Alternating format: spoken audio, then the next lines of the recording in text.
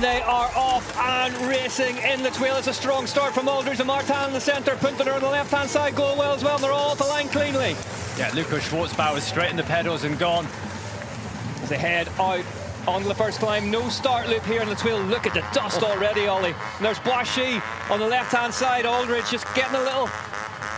Just taking a look over, just getting Boishy's number. And meanwhile, it's Azaro, I think, out the front. So the start climb on this one, it climbs 67 meters in one hit, so the riders need to be careful not to overexert themselves. It's too easy to go too hard on this first steep rise, and then when you hit the grass, switchbacks a bit. It's Andreasen. And it's Azaro. No, it's Azaro who's got past Andreasen. And Avendetto's not letting him get away either. Avendetto sees Azaro as one of the danger men. And interesting, in that short track on Friday, Matthias Azaro and Avendetto, two riders, had to get off the deck. With free Bs at the front of the elite women's race. Now we've got free As at the front of the men's race. Azaro, Avendetto, Andreasen. Brido, Riley, Aldridge, Martan, Lilo, Boishy, Schwarzbauer rounding out the top 10. Yeah, Riley Amos up into 11th. Flavio Punton always starts a little bit steadier, comes through really strong. Jordan Sarou, a good start, up to 14th position on BMC, the French rider. They've come round Charlie Aldridge, and now they're setting the pace. Look at Martan, Boishy, Aldridge, Punton. No, sorry, Riley coming across to make a front group of 6. Yeah, Azaro doesn't need this. That is a horsepower and confidence-filled group of young riders. Not that he's lacking in either respect either. The smart riding by Charlie Aldridge, you know, visibly one of the bigger riders, so he's going to be better on the second half of this loop where it's more punchy rather than this pure climbing first half, so he just needs to pace his efforts, not go into the red. Charlie Aldridge, to me, looked like a very relieved rider after that short track. Had that coming together with Martan, still got on the podium in third. I said at the time, I think that would have been a very different conversation if he hadn't got on the podium, but you could just see the relief that the legs were there, the form was there 100%. Finally again. Yeah, and if a Charlie Aldridge is climbing well, especially against smaller riders like an Azaro and Avendetto, it means he's in great condition and form. And this course, especially the second side, like I say, it's more technical, it's more punchy, is right up his street. But you can see the steep gradients on this climb here, zigzagging all the way up on the hairpins. And now they come down through this final rock section. Bjorn Riley, really different line choice on entry there, worked well for him. You can see riders getting bottles on the way in and then dump bottles to cool themselves down on the way out. Luca Martan maybe just missed the first one of those. Strongest showing we've seen from Riley Amos in a while. Yeah, 12th is best in round 3. And I think he'll be inspired by Bjorn Riley. Both of them were fighting out as U23 riders 2 seasons ago. That must be a powerful motivator if you see someone that you used to beat regularly. And I think the pair of them, seeing Luca Martan last year, they were all the same under 23 age group. They all stepped up. Luca Martan went absolutely flying in. Martan wasn't successful as Amos, and now look at the front. Martan leading this elite level race. Azaro having to battle to stay with him. Boishy giving him absolutely no space whatsoever. But Luca Martan staying sat in the saddle, controlling it. The fact that Boishy and Azaro out the chair, and Martan looking so calm. And they're going up there quick. They've split that front group, and he's done that completely seated. It's causing some pain behind them as well. Martan just moving his hands in to the center of his bars slightly. This is a concentrated effort, Ollie, isn't it? Yeah. He's tapping out what for him is a really hard tempo, but that's hard enough to have completely split this front group into 2 groups of 4. That goes up to 21, so at about half race distance, Luca Martan has already expended a lot of energy. Great insight from the Whoop Live there. Yeah, look at Matthias Azaro, just increasing the pace, and he has got Luca Martan under pressure. Just then a little meter gap, or 2 meter gap appears. He made a mistake on the last climb, and it's this almost similar to the way that Adrian Boishy rode in Liège. Just as I say, that was a mistake from Azaro. And now Martan attacks Azaro and goes round the outside and up that climb. Azaro's a little look over, knows he has to match this attack from Luca Martan as they tip back down the hill again. Just on the outside, just the front wheel just went a little bit on a rock. Yeah, that is the problem. The surface here is so uneven, so full of rocks and roots that take your eye off it for a second, and that's what it can cost you. Yeah, and we saw in the short track, we saw Mattisaro going down Avendetto, not on the big rocks, but on the kind of looser, easier corners, but they were so loose.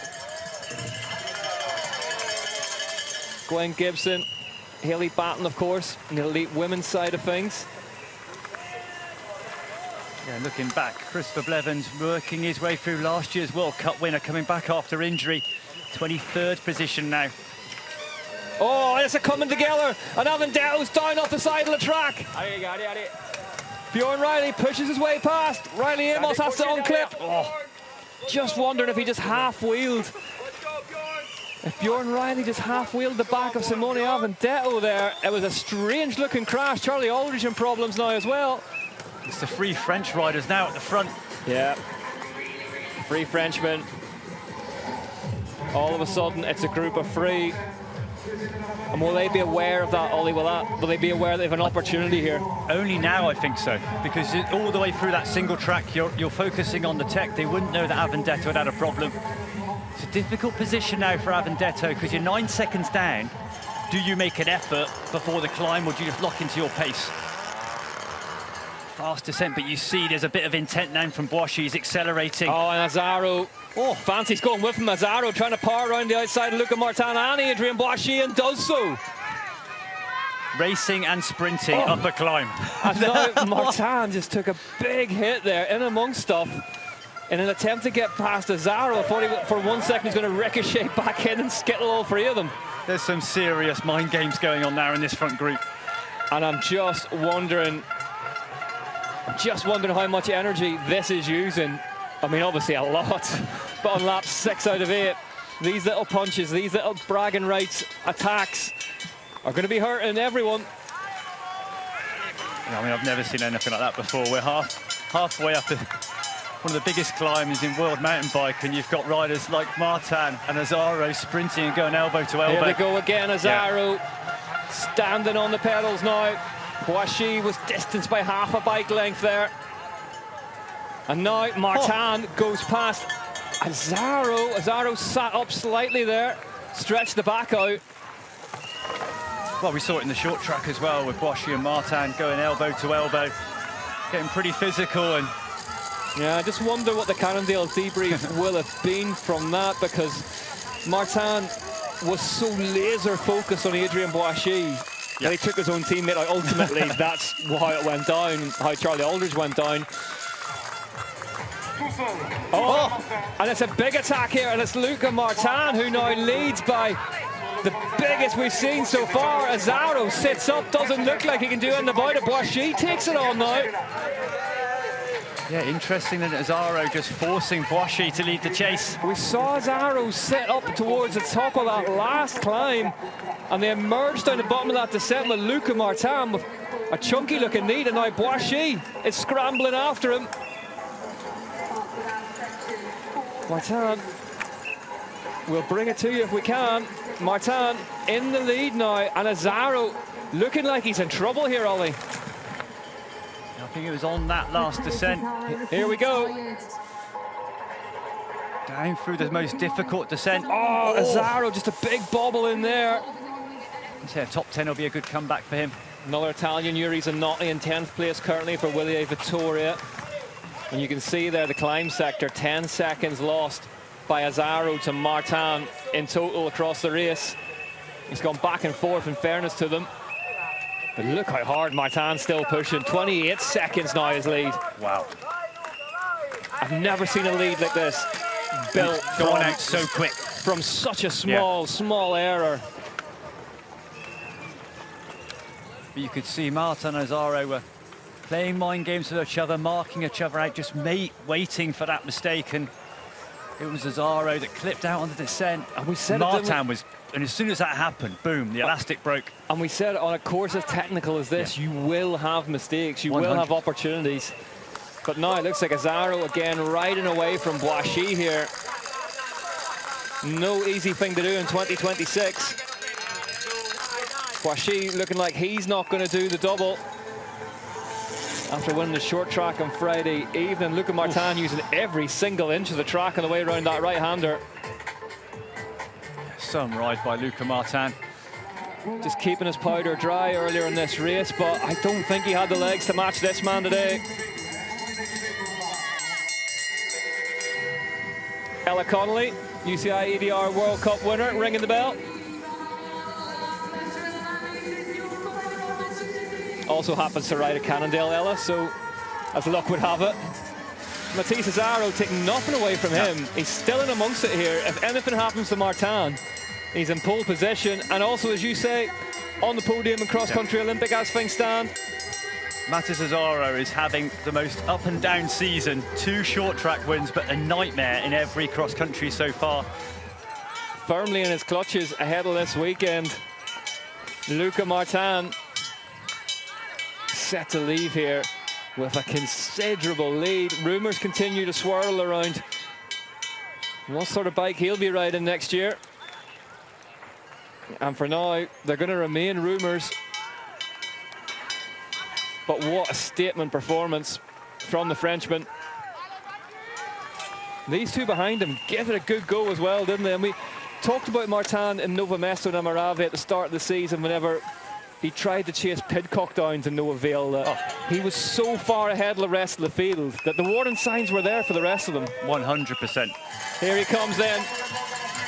The last time France had a podium lockout, it was in La Bresse in 2016. They've just got one again in La Thuile, courtesy of Luca Martan leading them home for Cannondale Factory Racing. A team in turmoil sees their talismanic young Frenchman rise to the occasion and take his second UCI cross-country Olympic World Cup win in a row on a brand new track. And it's some track, and that was some bike race.